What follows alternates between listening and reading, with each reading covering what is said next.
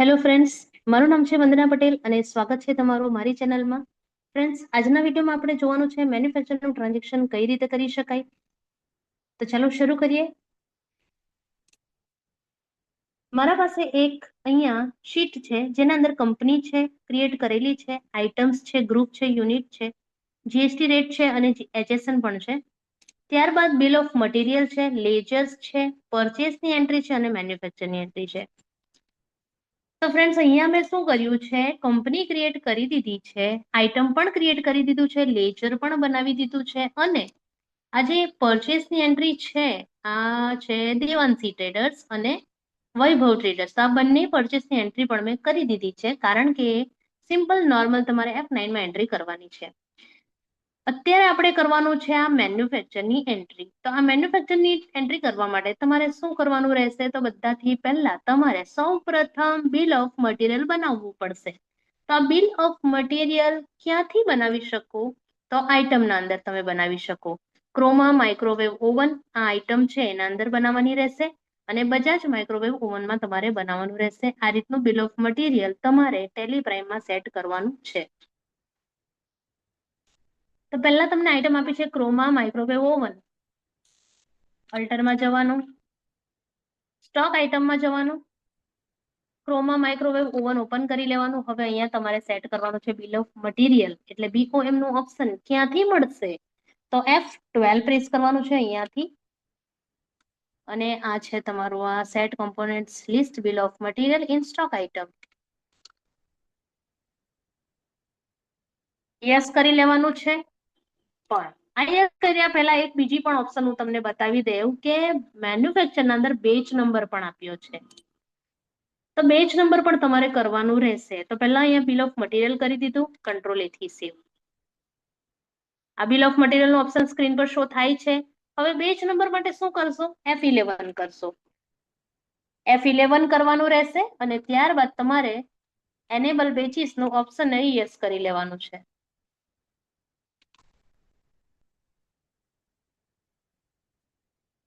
Control A થી સેવ કરી લેવાનું છે.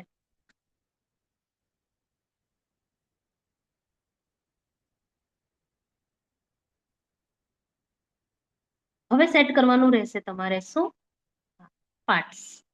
તો ક્રોમા માઇક્રોવેવ ઓવન અંદર metal mesh window, control panel, આ બધી ક્વોન્ટિટી આપી છે એ તમારે લેવાની રહેશે. તો alter components BOM means bill of material અને યસ કરવાનું છે. અહીંયા શું લેવાનું છે, તો અહીંયા તમારે લેવાનું છે BOM1. યુનિટ તમને જે પણ આપ્યું હોય તે રીતે તમે લઈ શકો. નથી આપ્યું તો 1 લેવાનું છે.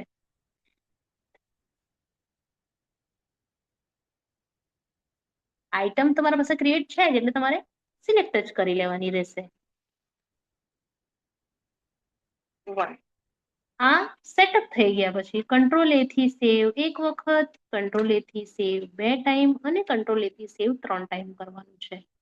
આ તો ક્રોમાના અંદર સેટ કરી દીધું. હવે બીજું છે શું, બજાજના અંદર. તો જે બજાજનું માઇક્રોવેવ ઓવન છે એમાં પણ તમારે એ જ રીતે સેટ કરવાનું છે. અલ્ટર કમ્પોનેન્ટ્સ BOM યસ કરવાનું રહેશે. BOM1 આપ્યું છે, કઈ નહીં આપ્યું છે, યુનિટ ઓફ મેન્યુફેક્ચર 1 લેવાનું રહેશે. ત્યારબાદ બધી ક્રિએશન પણ કરી દીધું છે. કંટ્રોલ A થી તમારે 3 વખત મેન્યુફેક્ચરની એન્ટ્રી કરવા માટે વાઉચર્સમાં જવાનું છે અને અહીંયાથી તમારે શું પ્રેસ કરવાનું છે, F10 પણ કરી શકો, અલ્ટર F7 પણ કરી શકો. મેન્યુફેક્ચરની શોર્ટકટ કી છે અલ્ટર F7. F10 માં બતાવી દેવું કે F12 પ્રેસ કરશો, F10 પ્રેસ કરશો તો બી મેન્યુફેક્ચર તમને શો થશે. અહીંયાથી પણ તમે લઈ શકો, બરોબર છે. અને ડાયરેક્ટ પણ તમે અલ્ટર F7 કરશો તો પણ તમે મેન્યુફેક્ચર લઈ શકો.